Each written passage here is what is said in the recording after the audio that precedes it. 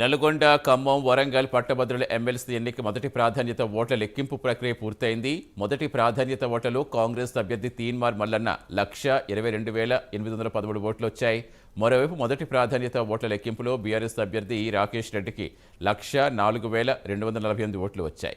BJP అభ్యర్థి ప్రేమేందర్ రెడ్డికి 43,313 ఓట్లు రాగా స్వతంత్ర అభ్యర్థి అశోక్కు 29,697 ఓట్లు వచ్చాయి.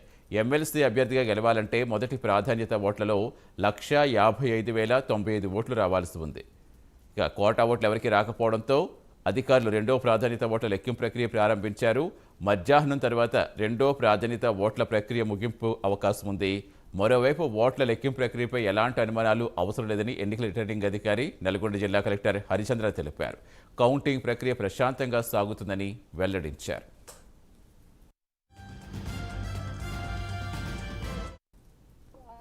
3.36 lakhs votes మనం కౌంట్ చేసాము.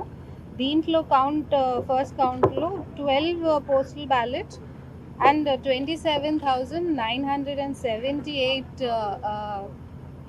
బ్యాలెట్ పేపర్స్ రిజెక్ట్ చేయబడ్డాయి. సో టోటల్ వ్యాలిడ్ బ్యాలెట్స్ వచ్చేసి 3,10,000 ఉన్నాయి. దీంట్లో మీకు ఇప్పుడు కోటా వచ్చేసి ఇప్పుడు మన కోటా నంబర్ వచ్చింది ఫస్ట్ ఈ